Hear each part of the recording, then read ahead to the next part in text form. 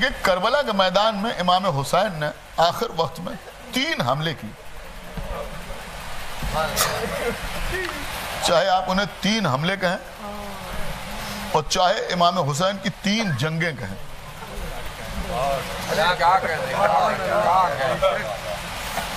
3 جنگیں کہیں یا 3 حملے کہیں۔ سب سے پہلے جب آقا حسین میدان میں آئے تو آنے کے بعد کہا کہ یہ بتاؤ کہ تم مجھے کیوں قتل کر رہے ہو؟ کیا میں نے حلال کو حرام کر دیا یا میں نے حرام کو حلال کر دیا؟ مجھے قتل کیوں کر رہے ہو؟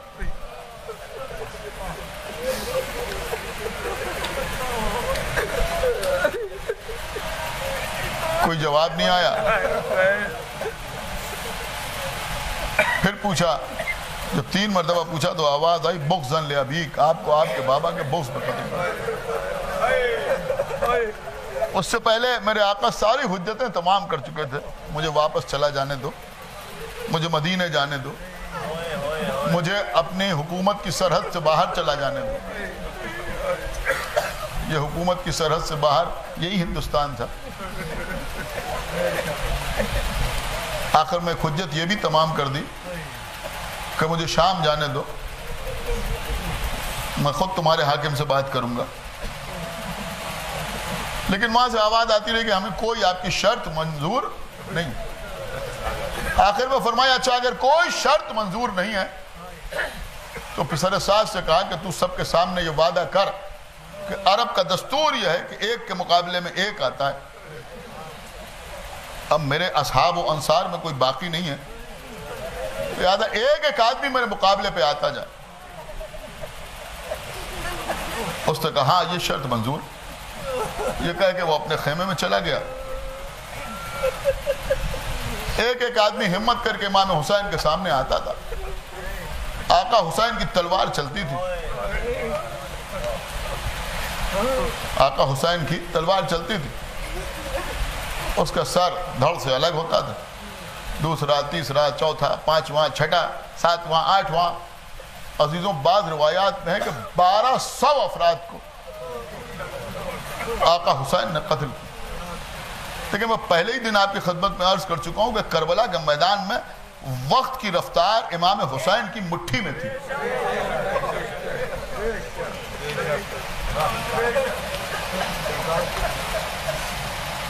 اور بعض روایات میں ہے کہ تقریباً امام حسین نے 1950 افراد کو قتل کیا، یعنی تقریباً 2000 آدمی امام حسین نے اس وقت قتل کیے جب ایک آدمی تنہا امام حسین کے سامنے آتا تھا۔ آپ نے خیبر بھی سنی ہوگی، خندق بھی سنی ہوگی، اس وقت سنی عزیزوں، ایک جملہ عرض کر رہا ہوں، یہ 2000 آدمی جو امام حسین نے قتل کیے، یہ اس پوزیشن میں قتل کیے کہ امام حسین کے رہوار کو ایک قدم آگے نہیں بڑھانا۔ اللہ اکبر، مولا آپ کو سلامت رکھے۔ ایک قدم امام حسین کے رہوار کو آگے نہیں بڑھانا پڑا۔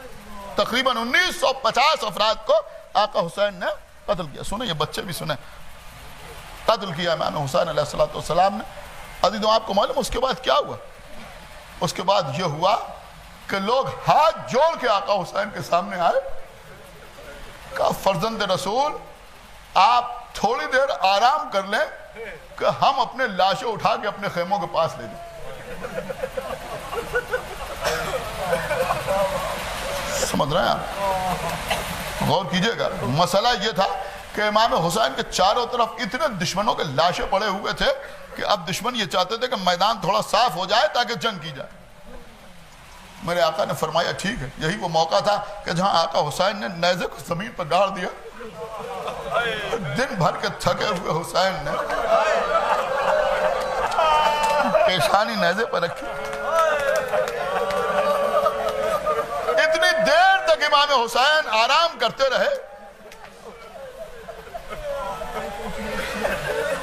کہ وہ لاشیں اٹھا کے لے کے جاتے رہے۔ اور بعض کتابوں میں یہ بھی لکھا ہے کہ اتنی دیر کے لیے امام حسین ایک بار پھر خیمے کے دروازے پہ آئے اور آ کے آواز دی زینب، ام کلثوم، ام لیلا، ام رباب، ہم ایک بار پھر تم سے ملاقات کے لیے آئے۔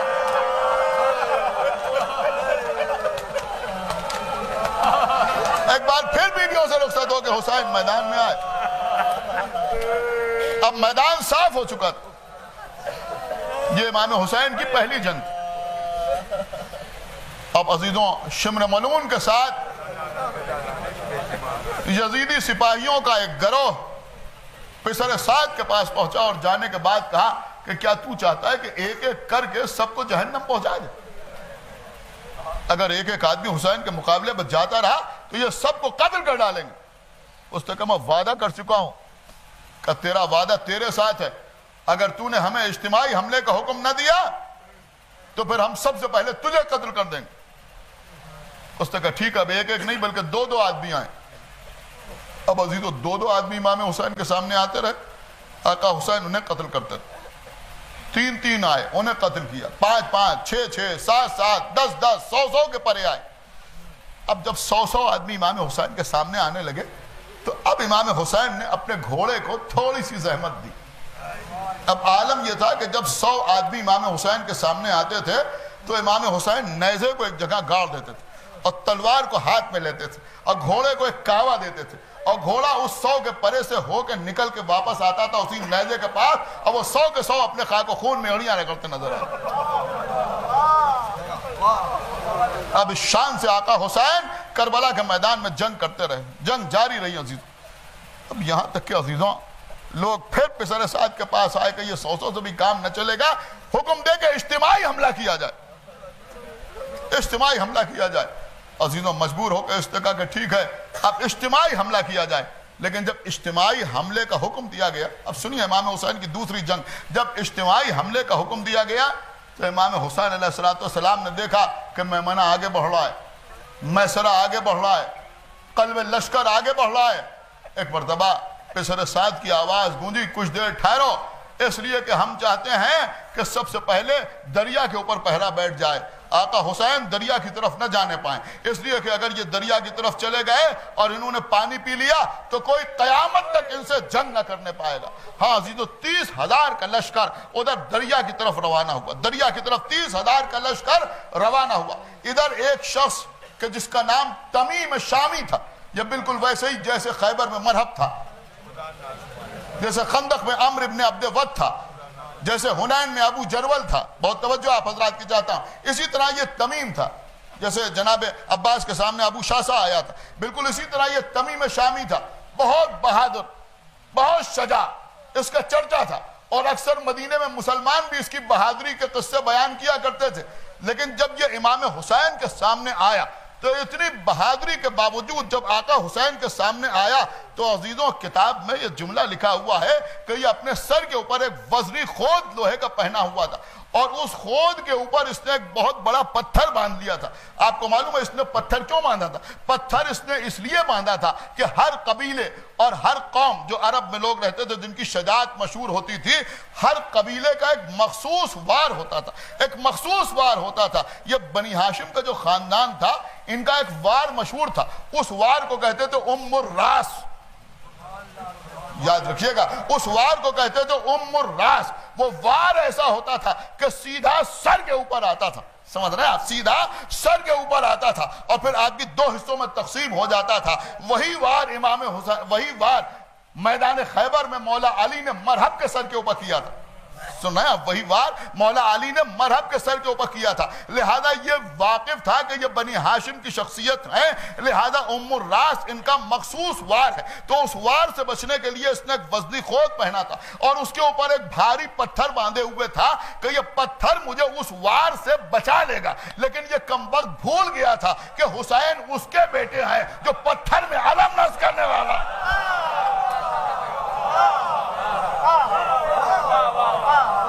اللہ اکبر. ہاں عزیزوں یہ تمیم شامی سامنے آیا. سامنے آنے کے بعد اس نے امام حسین علیہ السلام کی طرف جھپٹا, تلوار لے کے جھپٹا.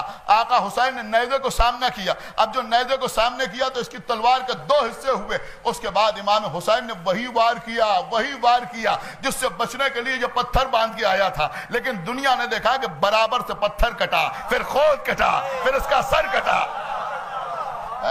یہ تمیم شامی دو حصوں میں تقسیم ہوا، لیکن اللہ نے امام حسین کی احتیاط کہ اس کو اس طرح سے اس احتیاط سے دو حصوں میں تقسیم کیا کہ اس کے گھوڑے کو ہلکا سا زخم بھی نہیں لگا۔ اللہ اکبر، شاید آپ سن نہیں رہے ہیں، میں پڑھ نہیں پا رہا ہوں کہ اس کے گھوڑے کو ہلکا سا زخم نہیں لگا، آدھا ادھر گرا آدھا ادھر گرا، اور وہ گھوڑا اپنے لشکر کی طرف بھاگا حسین کی کامیابی کی خبر دینے کے لیے۔ اللہ اکبر۔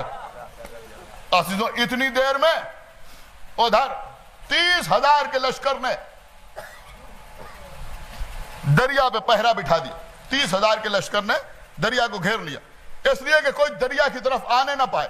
اب ظاہر سی بات ہے کہ اس وقت امام حسین علیہ السلام کو کوئی پانی کی خواہش نہ تھی، پانی کی تمنا نہیں تھی، لیکن 30,000 کا لشکر جب ادھر آیا تو کسی نے پکار کے کہا کہ اب 30,000 کے لشکر نے دریا پہ پہرا لگا دیا ہے، اب حسین دریا کے قریب نہیں آ سکتے۔ بس یہ سننا تھا کہ ایک مرتبہ متوجہ ہوئے دریا کی طرف، کہا تم مجھ سے کہہ رہے ہو کہ میں دریا کی طرف نہیں آ سکتا؟ میں غالب کل غالب کا بیٹا ہوں۔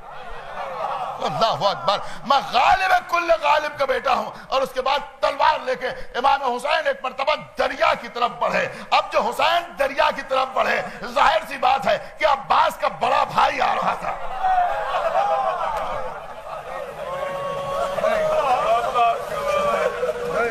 بس یوں سمجھے کہ حسین کو تلوار چلانے کی ضرورت نہ پڑی، سارا دریا پہرے داروں سے خالی ہو گیا۔ آقا حسین دریا کے قریب پہنچے اور اس کے بعد دشمنوں کی طرف دیکھا کہ دیکھو اب دریا پہ ہمارا قبضہ ہے۔ یہ ساری جنگ اس لیے تھی کہ دنیا سمجھ لے کہ حسین مظلوم ہے مگر مجبور نہیں ہے۔ اب دریا حسین کے قبضے میں، اب دریا آقا حسین کے قبضے میں۔ بس عزیزوں، بہت کچھ پڑھنا چاہتا تھا لیکن خود اس وقت ہمت نہیں ہو رہی پڑھنے کی، بس میں مصائب پڑھنا چاہ رہا ہوں۔ پوری توجہ آپ حضرات کی چاہتا ہوں۔ امام حسین دریا کے اوپر پہنچے اور دریا پہ پہنچنے کے بعد بالکل ویسے ہی جیسے حضرت عباس نے دریا پہ قبضہ کیا تھا، امام حسین نے دریا پہ قبضہ کیا اور پھر چلو میں پانی بھی لیا، پانی لے کے دشمنوں کو دکھایا، دیکھو اس وقت پانی میرے قبضے میں ہے، پانی میرے قبضے میں ہے، لیکن مجھے پانی نہیں پینا۔ بالکل ویسے ہی جیسے عباس نے پانی کو پھینکا تھا، حسین نے پانی کو پھینکا، پانی کو پھینکا۔ اب اس کے بعد ایک مرتبہ دریا کے آس پاس امام حسین نے نظر گھما کے دیکھا۔ عزیزوں، ایک کتاب میں عجیب سے جملہ میں نے دیکھا، وہ جملہ یہ تھا کہ اب جو امام حسین نے، اس لیے کہ اب لشکر سامنے آ چکا تھا، جو دریا پہ تھے وہ ادھر سامنے آ چکے تھے، اب جو امام حسین نے دریا پر قبضہ کرنے کے بعد حملہ کیا تو یہ وہ زبردست حملہ تھا کہ جس میں فوجیں کوفے کی دیواروں سے ٹکرانے لگی۔ سمجھ رہے ہیں آپ؟ یہ فوجیں کوفے کی دیواروں سے ٹکرانے لگی۔ اب کچھ لوگ سمجھتے ہیں کہ کہاں کربلا کہاں کوفہ، لیکن بات یہ نہیں ہے، بات یہ ہے کہ جو لشکر آیا تھا تو یہ ہیبت امام حسین علیہ السلام تھی کہ ہر 5 میل کے فاصلے پر، ہر 10 میل کے فاصلے پر ایک لشکر کھڑا ہوا تھا۔ تو یہ جو کہا جاتا ہے کہ فوجیں کوفے کی دیواروں سے ٹکرانے لگی تو یوں سمجھیں کہ لشکر پر لشکر پلٹتا رہا۔ خدا کے لیے بیدار ہوئیے کہ لشکر پر لشکر پلٹتا رہا۔ جس صف پر حسین نے حملہ کیا وہ 5 کلومیٹر یا 5 میل پیچھے جو لشکر تھا اس کے اوپر گیا، وہ اس سے پیچھے گیا، وہ اس سے پیچھے گیا، وہ اس سے پیچھے گیا، اور جو آخری لشکر تھا وہ کوفے کی دیواروں سے ٹکرانے لگا۔ سمجھ رہا ہیں؟ وہ آخری لشکر کوفے کی دیواروں سے ٹکرانے لگا۔ لیکن عزیزوں، کتاب میں میں نے عجب جملہ دیکھا، چاہے ویسے سنیے گا، چاہے داد دے کے سنیے اور چاہے گریا کر کے سنیے کہ حسین نے یہ شدید حملہ کیا، اس سے زیادہ شدید کوئی حملہ کربلا کے میدان میں نہیں ہوا، اور اس کی وجہ یہ تھی کہ دریا کے کنارے حسین نے بھائی کا وہ لاشا دیکھا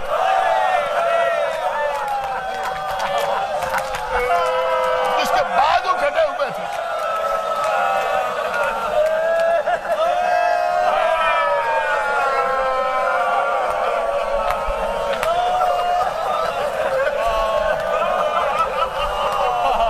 قبلہ بڑی فطری بات میں آپ کی خدمت میں عرض کر رہا ہوں، جیسے اس وقت جب ماتم ہوتا ہے، آپ یا حسین کہہ کے بھی ماتم کرتے ہیں اور یا عباس کہہ کے بھی ماتم کرتے ہیں، لیکن ایک فطری بات ہے کہ جب نوجوان یا عباس کہہ کے ماتم کرتے ہیں تو جوش میں کچھ اضافہ ہو جاتا ہے۔ شاید یہی مسئلہ وہاں بھی تھا کہ اب جو بھائی کا لاشا دیکھا، ایک مرتبہ آگے بڑھے، بھیا عباس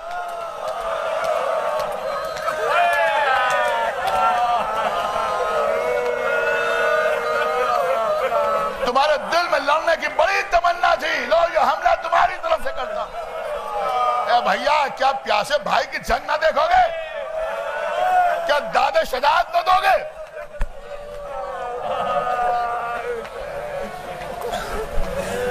چلیے پڑھ ہی دیتے ہیں، خدا جانے زندگی رہے یا نہ رہے۔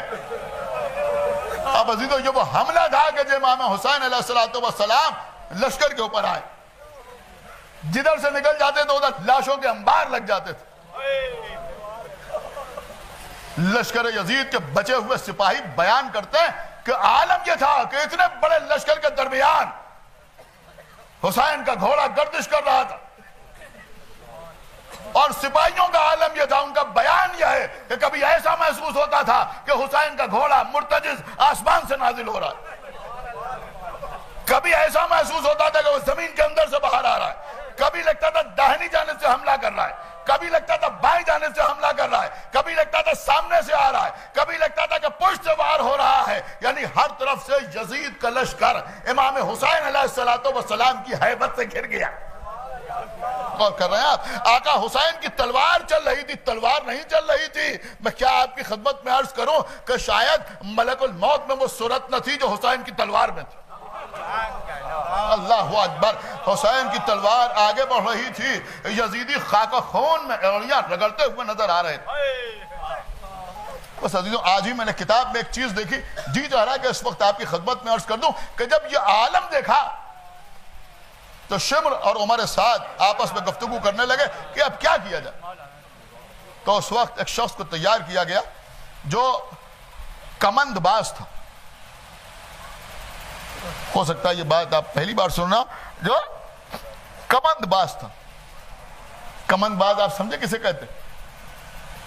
کمند باز ان لوگوں کو کہتے ہیں کہ جو گھوڑے پر سوار ہوتے ہیں، ہاتھ میں ایک رسی لیتے ہیں، اس رسی میں ایک پھندا بنا لیا جاتا ہے، اور اس کے بعد اگر انہیں کسی جانور کا شکار کرنا ہے تو وہ بڑی ٹیکنیک سے اس کو پھینکتے ہیں اور وہ جانور اس پہ پھنس جاتا ہے، پھر اس کو کھینچ لیتے ہیں۔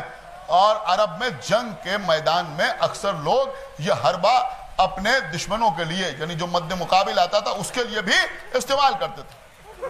تو یہ ایک کمند باز تھا، وہ بھی یزید کے لشکر میں آیا تھا، ابھی تک اس نے کچھ نہیں کیا تھا، یہ خیمے میں آرام سے بیٹھا ہوا تھا۔ پسر سعد اور شمر ملون دونوں اس کے پاس گئے کہ اب تو حسین اس طرح جو تلوار چلا رہے ہیں کہ حسین کی تلوار ہم سے سنبھالے نہیں سنبھلتی، اب تم کچھ کر سکتے ہو۔ بڑے غرور اور تکبر کے ساتھ نکلا، اب دیکھتا ہوں کہ آپ کیسے سنتے ہیں۔ بڑے غرور اور تکبر کے ساتھ یہ حرامزادہ باہر آیا، گھوڑے پر سوار ہوا، رسی اپنے ہاتھ میں لی، اس کے پھندے کو ٹھیک کیا۔ امام حسین جنگ کرتے ہوئے آگے بڑھ رہے ہیں، حسین جنگ کرتے ہوئے آگے بڑھ رہے ہیں۔ یہ ذرا داہنی جانب سے آیا، یہ سوچ رہا تھا شاید حسین ادھر دیکھ نہ پائیں گے، لیکن اسے معلوم نہیں تھا یہ حسین نہیں ہے، یہ عین اللہ ہیں۔ آپ غور فرمان ہے، یہ اللہ کی آنکھ ہیں، یہ دیکھنے کے لیے آنکھوں کے محتاج نہیں ہیں، یہ دیکھنے کے لیے آنکھوں کے محتاج نہیں ہیں۔ بس عزیزوں، اس نے وہ رسی کا پھندا پھینکا امام حسین علیہ السلام کی طرف۔ قسم خدا کی میری طرف دیکھیے، عجیب و غریب منظر ہے، بس جیسے ہی رسی کا پھندا پھینکا، آقا حسین نے ایک مرتبہ نیزہ آگے بڑھایا، اور جب نیزہ آگے بڑھایا تو اس پھندے کو حسین نے نیزے میں روکا، بس جیسے ہی اس نے نیزے میں وہ پھندا آیا، اس نے اپنی طرف کھینچا، حسین نے نیزے کو ہلکا سا جھٹکا دیا۔ اب جو جھٹکا دیا تو اس شخص کے ہاتھ سے رسی چھوٹ گئی۔ کیا سنا آپ؟ اس کے ہاتھ سے رسی چھوٹ گئی، اور جب رسی چھوٹی تو یہ بدحواس ہو گیا۔ آقا حسین نے بڑے اطمینان کے ساتھ نیزے سے اس پھندے کو نکالا، اور اس کے بعد اس کو درست کیا۔ ایک ہاتھ میں نیزہ لیا، دوسرے ہاتھ میں آقا حسین نے وہ رسی کا پھندا لیا، تلوار کو نیام میں رکھا۔ اب عالم یہ تھا کہ اتنی دیر تک وہ شخص بدحواس گھوڑے پر سوار رہا، اس کی سمجھ میں نہیں آ رہا تھا کہ میں کیا کروں، اس لیے کہ اس کا سارا داؤ ختم ہو گیا تھا۔ امام حسین گھوڑا دوڑاتے ہوئے اس کے قریب پہنچے، اور پہنچنے کے بعد ایک مرتبہ آقا حسین نے اپنا نیزہ اس کے سونگوں کے پاس زمین پر مارا۔ بس جیسے ہی حسین نے نیزہ مارا، اس کے گھوڑے نے اپنے دونوں پاؤں اٹھا دیے۔ اپنی طرف دیکھیے، اس کے گھوڑے نے اپنے دونوں پاؤں اٹھا دیے۔ جیسے ہی اس کے گھوڑے نے اپنے دونوں پاؤں اٹھائے، ویسے ہی ڈر کے یہ گھوڑے کی گردن سے لپٹ گیا۔ اب یہ گھوڑے کی گردن سے لپٹا ہوا تھا، حسین نے وہ کمند اس کی طرف پھینکی، اللہ اکبر. آقا حسین نے وہ کمند اس کی طرف پھینکی. اب جو وہ کمند پھینکی تو وہ گھوڑے کے اگلے پیروں سے ہوتی ہوئی گھوڑے کے سر کو کور کرتی ہوئی, کیا سن رہا ہے یار, اس کی کمر تک آئی. حسین نے رسی کو کھینچا. اب یہ گھوڑا اور گھوڑ سوار دونوں اب حسین کے قبضے میں تھا. اب امام حسین نے ایک مرتبہ اس رسی کو گھمایا. اللہ اکبر. اور اب جو رسی کو گھما کے آقا حسین نے پھینکا, اب جو رسی کو گھما کے پھینکا تو شامی کہتے ہیں کہ عالم یہ تھا کہ پتہ نہیں چل رہا تھا کہ اس کمند باز کا گوشت کون سا ہے, گھوڑے کا گوشت کون سا ہے.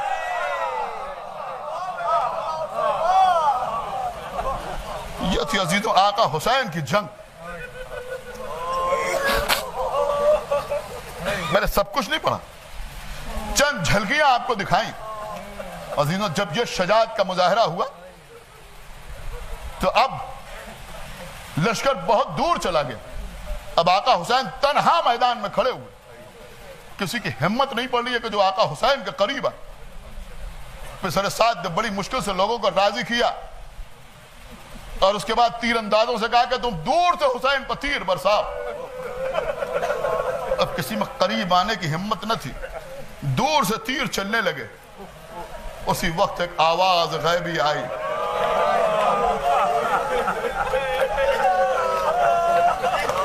میرے مولا نے تلوار کے لہو کو پوچھا, نیام میں رکھا, سر کو جھکایا. ادھر سے مسلسل تیر آ رہے تھے. حسین سر کو جھکائے ہوئے تھے, تسبیح الہی میں مصروف تھے. تلوار نیام میں جا چکی تھی. بھاگے ہوئے لوگ قریب آنے لگے. ایک شخص آگے بڑھا, اس نے تلوار سے وہ وار کیا حسین کے سر پر جو ابن ملجم نے مسجد کوفہ میں کیا تھا.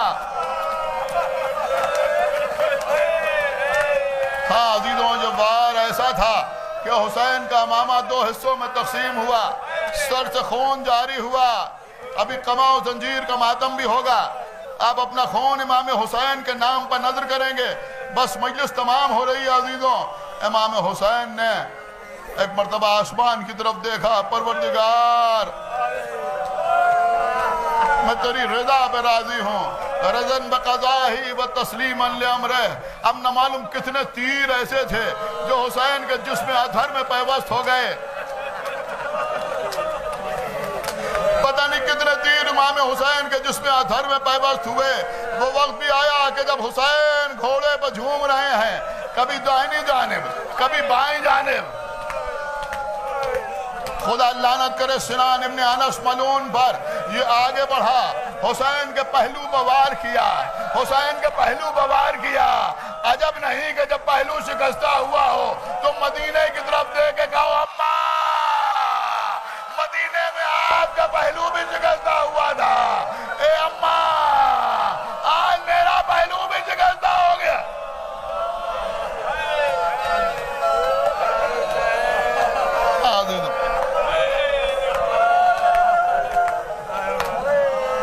بس قبلہ مجلس تمام ہو رہی ہے. اب عزیزوں کوئی تیر مار رہا ہے, کوئی تلوار مار رہا ہے, کوئی نیزے سے اذیت دے رہا ہے. حسین گھوڑے پر جھوم رہے ہیں. مختار کے دربار میں ایک قاتل حسین بیان کرتا ہے کہ اب 30,000 کا لشکر تھا. کوئی داہنی جانب سے حسین کو تلوار مار رہا تھا, کوئی بائیں جانب سے نیزہ لگا رہا تھا, کچھ لوگ سامنے سے تیر چلا رہے تھے, کچھ پشت پر گرز مار رہے تھے, کچھ لوگ حسین کو پتھر مار رہے تھے. ہاں عزیزوں, وہ وقت بھی آیا کہ ایک مرتبہ خولی نے بائیں جانب وار کیا. حسین گھوڑے سے زمین پہ آئے. جب آقا حسین گھوڑے سے زمین پہ آئے, سب سے پہلے داہنا رخسارا حسین نے کربلا کی مٹی پر رکھا. عزیزوں, آپ بھی جب شکر کا سجدہ کرتے ہیں تو ایسے ہی کرتے ہیں نا. ایک بار داہنا رخسارا رکھا, ایک بار بایاں رخسارا رکھا, اس کے بعد آپ اپنی پیشانی سجدگاہ پر رکھتے ہیں.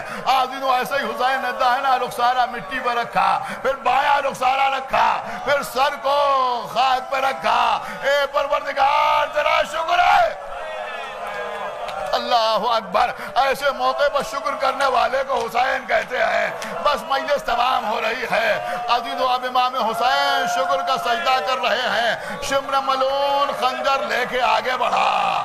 شمر خنجر لے کے آگے بڑھا. یہی وہ موقع تھا کہ جہاں جناب فضہ نے آگے کہا اے شہزادی زینب کہیں آقا حسین نظر نہیں آتے. اب عزیزو زینب نے سر پہ چادر ڈالی. آگے آگے فضہ ہے, پیچھے پیچھے زینب ہے. فضہ کہتی جا رہی ہے ہٹ جاؤ, ہٹ جاؤ, سامنے سے ہٹ جاؤ, اس لیے کہ علی و فاطمہ کی بیٹی آ رہی ہے. عزیزو